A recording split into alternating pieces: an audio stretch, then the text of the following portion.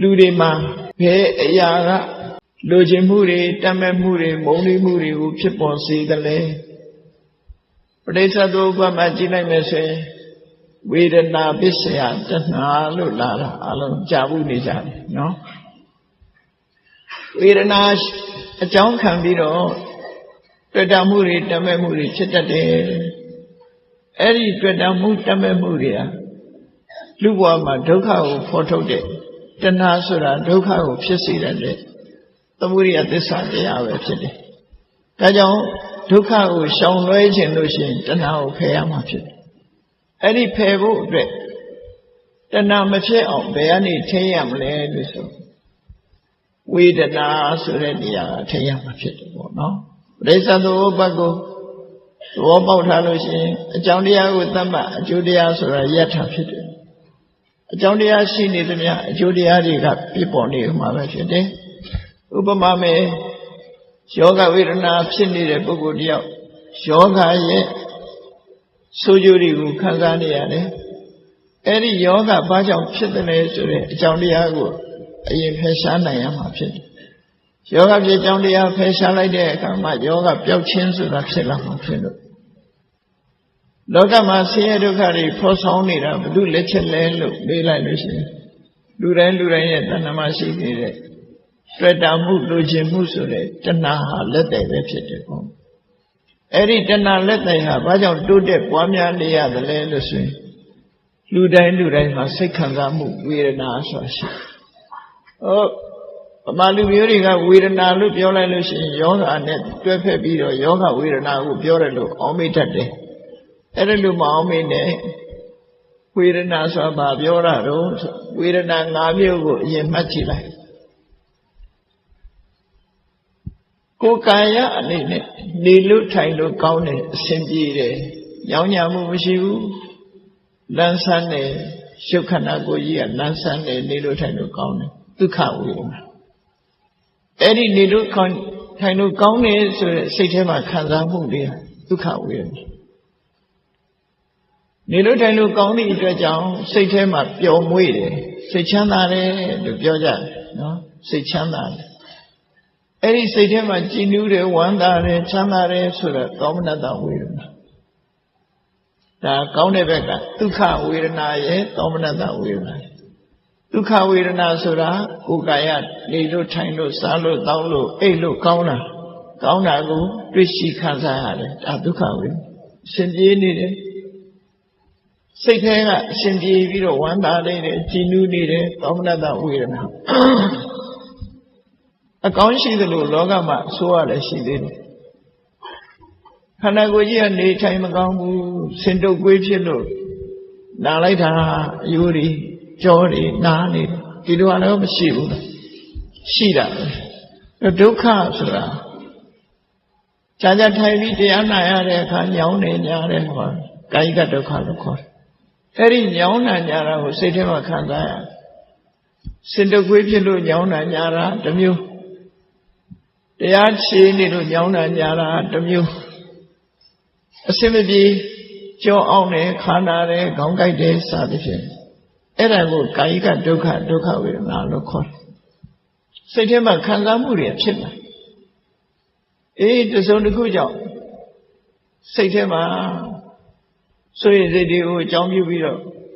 ရှင်တဲ့နှလုံးထဲမှာမကြည်မနှက်တွေဖြစ်နေတယ်ဝမ်းနေတယ်ခြေကွဲတယ်ဆိုတာမျိုးတွေဖြစ်လာတယ်လူ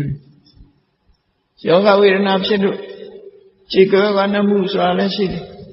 စီးပွားဥစ္စာတွေပြပြလို့ခြေကွဲဝမ်းနေမှုဆိုတာလည်းရှိတယ်ဒေါမနတတူတယောက်ပေါ်မှာမကြည်နှက်လို့စိတ်ဆိုးပြီးတော့စိတ်ကောက်တယ်ဆိုတဲ့စိတ်ခံစားမှုတွေလည်းရှိတယ်နော်အဲ့ဒါတွေကဒေါမနတဝေဒနာလို့ဆိုကဲဘုန်းကြီးတို့တွေနေ့စဉ်မှာဘာတွေခံစားနေကြတော့ဆိုဝေဒနာလေးခံစားနေကြဝေဒနာကလွတ်ထရောရှိရလားရှိဘူးစားလို့တောင်းလို့ကောင်းလိုက်တာနဲ့စားကြပြုကြဒုက္ခဝေဒနာတွေဒေါမနတဝေဒနာတွေဖြစ်တယ်နေလို့ထိုင်လို့ကမကောင်းပါဘူးအဆင်မပြေပါဘူးခေတ်ကြီးကလည်းမကောင်းပါဘူးနဲ့စိတ်ညစ်နေတယ်ဆိုရင်ဒုက္ခဒေါမနတဝေဒနာဟုတ်လားရောင်းလို့ဝယ်လို့လည်းမကောင်းဘူးစိတ်ညစ်တယ် ရောင်းလို့ဝယ်လို့ကောင်းတယ်ပြောတယ်ဟောနှမျိုးရှိတာပဲလူတွေမှာရှိအဲ့ဒီရှိနေတဲ့ခံစားမှုတွေကိုအလကားသားဒီစိတ်ရဲ့ခံစားမှုတွေကိုအမှတ်တမဲ့မနေလိုက်နဲ့ကပ္ပထာဆိုတခြားသွားရှာတာမဟုတ်ဘူးအဲ့ဒီကိုယ်စိတ်ထဲမှာဖြစ်နေတယ်ဆိုတဲ့အရာတွေကိုဒီတိုင်းလွတ်ပြီးတော့မထားနဲ့နောက်တစ်ခါစိတ်ထဲမှာဝမ်းသာတာလည်းမဟုတ်ဘူးဝမ်းနေတာလည်းမဟုတ်ဘူးချမ်းသာတာလည်းမဟုတ်ဘူးဆင်းရဲတာလည်းမဟုတ်ဘူးဆိုတဲ့တာမန်အနေထားစိတ်ခံစားချက်မျိုးကိုတော့ဥပိ္ပခဝေဒနာလို့ခေါ်တယ်အလုံးဝေဒနာဟာ၅မျိုးလို့ဒီလိုဆိုတယ်နော်အဲ့ဒီမှာဒုက္ခနဲ့ဒေါမနတကတတွဲဒုက္ခနဲ့ဒေါမနတကတတွဲဥပိ္ပခဆိုတာတစ်ခုတည်းပေါင်းလိုက်တဲ့အခါဝေဒနာ၅မျိုးအဲ့ဒီဝေဒနာ၅မျိုးကိုခြုံလိုက်တဲ့အခါဒုက္ခဒေါမနတနှစ်ခုကိုဒုက္ခလို့ပဲခေါ်လိုက်တယ်ဒုက္ခနဲ့ဒေါမနတနှစ်ခုကိုဒုက္ခလို့ပဲခေါ်လိုက်တယ်အဲ့တော့ဒုက္ခဒုက္ခအဒုက္ခမဒုက္ခလို့အစင်ပြေမှုတွေဝမ်းသာမှုတွေကဒုက္ခအစင်မပြေမှုတွေဝမ်းနည်းမှုတွေကဒုက္ခအဲ့ဒီနှစ်ခုစัจ जा မှာဖြစ်တာကအဒုက္ခမဒုက္ခဆိုဥပိ္ပခလို့ဒုက္ခလည်းမဟုတ်ဒုက္ခလည်းမဟုတ်နေ့စဉ်နဲ့အမျှစိတ်ခံစားမှုတွေလူတွေမှာမရှိဘူးလားအဲ့ဒီစိတ်ခံစားမှုတွေပေါ်လာတိုင်းမလုပ်ရမလဲရှင်သာရိပုတ္တရာမထေရကအဲ့ဒါကိုသင်ပေးတာနော်လှုပ်ဖြစ်အောင်လုပ်ကိုယ့်ဟာကိုယ်လှုပ်ဖြစ်အောင်ဆိုရိတ်တာသွားလှုပ်အောင်မပြောတာမဟုတ်ဘူးအိမ်မှာဖြစ်လာတဲ့အချိန်လေးမှာတတိထားဖို့လို့ကိုယ်တဏ္ဍမှာဝမ်းသာနေတာလား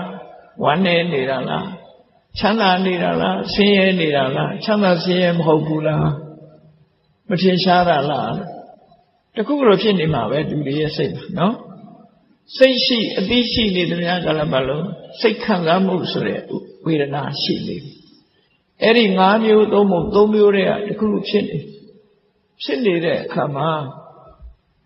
ရှင်သာရိပုတ္တရာကဒီလိုဆင်းရဲတဲ့ဝေဒနာတွေပေါ်မှာစိတ်ရဲ့နှစ်သက်မှုမနှစ်သက်မှုစိတ်ကနှစ်သက်လာရင်တဏှာလောဘဆိုဖြစ်လာတယ်မနှစ်သက်ဘူးဆန့်ကျင်လာပြီးကောင်းတာကိုမျှော်လင့်ရင်လည်းတဏှာလောဘဆိုတာဖြစ်လာတယ်တဏှာဖြစ်ခြင်းဖြစ်မယ်လောဘဖြစ်ခြင်းဖြစ်မယ်ဒေါသဖြစ်ခြင်းဖြစ်မယ်စိတ်ခံစားမှုကတော့လူတွေအတွက်အကုသိုလ်မဟုတ်ဘူးနော်အကုသိုလ်လို့ပြောလို့မရသေးဘူးဒေါမနတကလွဲရင်တော့အကုသိုလ်လို့ပြောလို့မရသေးဘူးပေါ့စိတ်ခံစားမှုလေးတက်စိတ်ခံစားမှုကနေတွဲဖက်ပြီးတော့ဖြစ်လာတဲ့လောဘဒေါသတွေကြတော့သူကဆိုးဝါးလာပြီပေါ့နော်အဲ့ဒီမရောက်ခင်စိတ်ခံစားမှုအနေထားလေးမှာဘယ်လိုဖြေပြောင်းရမလဲဘယ်လိုထွက်ပေါက်ရှာရမလဲဆိုတာရှင်သာရိပုတ္တရာကအမှတ်တရစကားအနေနဲ့ယဟန်တွေကိုသင်ပေးတာဖြစ်တယ်နော်ဘုရားဝတ္တဝင်သူတော်စင်ဤစိတ်ခံစားမှုတွေဖြစ်လို့စိတ်ဖိစီးမှုတွေမဖြစ်ရလေအောင်တတိဆောင်ပြီးတော့ဖြစ်ပေါ်လာတဲ့စိတ်ခံစားမှုဝေဒနာတွေကိုဘယ်လိုထွက်ပေါက်ရှာရမလဲဘယ်လိုရှုမြင်ရမလဲဆိုတာကိုဒါကိုသင်ပေးတာပဲဖြစ်တယ်လူတိုင်းမှာဝေဒနာဆိုတာရှိနေတယ်အဲဒီရှိနေတဲ့ဝေဒနာကိုလက်တွေ့ကြကြရှင်းရှင်းသုံးသပ်တတ်ဖို့လိုတယ်ပေါ့အဲ့ဒီမှာရှင်သာရိပုတ္တရာကဘာပြောလဲဆိုယောဒုက္ခံဒုက္ခတောအတ္တမင်းရဲ့ရင်ထဲနှလုံးထဲမှာတဲ့ကျင့်တတ်မှုတွေဝမ်းသာမှုတွေဖြစ်လာလို့ရှိရင်အဲ့ဒီကျင့်တတ်မှုဝမ်းသာမှုဆိုတာဟာမကြခင်ပြောင်းလဲသွားမှာဖြစ်လို့အဲ့ဒီကျင့်တတ်မှုဝမ်းသာမှုဖြစ်တိုင်းစိတ်ထဲမှာဒုက္ခဖြစ်တာလို့စိတ်ထဲမှာပြောင်းလဲပြီးတော့မှတ်လိုက်ပါတဲ့ဒုက္ခကိုဒုက္ခလို့ရှုခိုင်းလိုက်တယ်ဟုတ်ကဲ့လားဘာကြောင့်ဒုက္ခကိုဒုက္ခလို့ရှုခိုင်းတာတော့လို့ဆိုလို့ရှိရင်ဆိုပါစို့အစာတစ်ခုတည်းမှာအစာကကောင်းအမတန်မှကောင်းတဲ့အရာသာရှိချက်ထားတဲ့အစာအစာဆိုတာကိုကြိုက်တဲ့အစာအစာသို့တော့အဲ့ဒီအစာအစာထဲမှာအစိတ်ပါနေတယ်စားလိုက်တဲ့အချိန်မှာရှားပေါ်မှာအလုံးကိုရတာရှိသို့တော့ဗိုက်ထဲရောက်လာပြီမကြခင်ဘာဖြစ်မလဲဆိုရင် အစိတ်တင်တဲ့ယောဂဝေဒနာဖြစ်တော့နော်စားတဲ့အချိန်လေးမှာသိကျင့်တဲ့ဝမ်းသာတဲ့ကောင်းလိုက်တာနဲ့ဖြစ်တာစားပြီးလို့လည်းသိမကြဘူးဖိုက်ထဲကအောင်လာတယ်လို့ဒီလိုလုံးနေလို့ထိုင်လို့မကောင်းဘူးဆိုတာဖြစ်လာဒုက္ခဝေဒနာဟာလည်းပဲအဲ့တည်းပဲပြောတယ်တို့ပြောတယ်လို့လုံနေတာရှိသေးတယ်ဒုက္ခရောက်လာဖြစ်တယ်နော်အဲ့ဒီအပျော်နောက်ကိုလိုက်ပြီးတော့တွေ့တာမှုတွေဖြစ်လိုက်မယ်ဆိုလို့ရှိရင်နောက်ကဒုက္ခရောက်လာတယ်ခုနအစိတ်ရှိတဲ့အစိတ်ခတ်ထားတဲ့အစာကိုစားလိုက်ရတယ်လို့ပဲဒုက္ခဝေဒနာပေါ်မှာတမေတမောကြီးနေလိုက်ပြီလို့ရှိရင်နောက်ကလိုက်လာတာဘယ်သူလိုက်လာတော့ဆိုတဏှာလိုက်လာ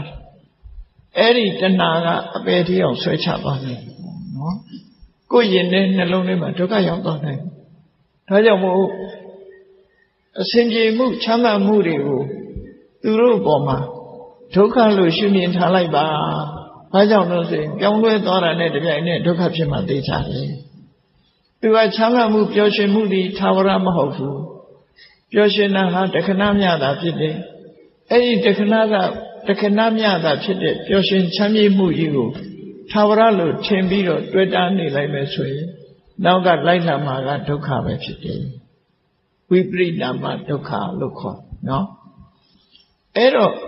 ဒုက္ခကိုဒုက္ခလို့ရှုလိုက်ခြင်းအပြင်ဘာဖြစ်တော့ဆိုတွေ့တာမှုတွေလာနိုင်ပါအောင်မလားကောင်းတာကိုမကောင်းမှုလို့ရှုလိုက်တာနဲ့တပြိုင်နက်တွေ့တာမှုတွေမလာတော့ဘူးလေအစာအာဟာရစားတဲ့အခါမှာစဉ်းစားကြည့်ကိုကြိုက်တဲ့အစာအာဟာရကိုစားနေတဲ့အချိန်မှာကောင်းလိုက်တာဒါလေးကကောင်းလိုက်တာနဲ့ဆိုပြီးတော့ကောင်းတဲ့ဘက်မှာပဲအာယုပြုပြီးစားနေမယ်ဆိုလို့ရှိရင်လူဟာဒီပေါ်မှာတွေ့တာမှုတွေအများကြီးဖြစ်လာနော်သို့တော့အဲ့ဒီကောင်းတဲ့အစာအာဟာရဟာကိုယ်နဲ့ကြိုက်သလားမကြိုက်ဘူးလားတတိမိမုံချိုချိုလေးစားလိုက်ရတယ်ကိုယ်မှာစီချိုကရှိနေတယ်အေးချိုချိုလေးကဂရင်တိတ်လိုက်တာတစ်လုံးပြီးတစ်လုံးမလိုက်လုံးလေးတွေစားပြီးစီချိုတွေတက်လာဒုက္ခရောက်တာအဲ့ဒါချိန်လေးမှာဘာလို့မလို့ကောင်းလိုက်တယ်ဆိုတာမှန်တယ်ငါစားနေတာဒုက္ခကြီးပဲငါ့ကိုဒုက္ခပေးတော့မှလို့သိလိုက်ပြီးတော့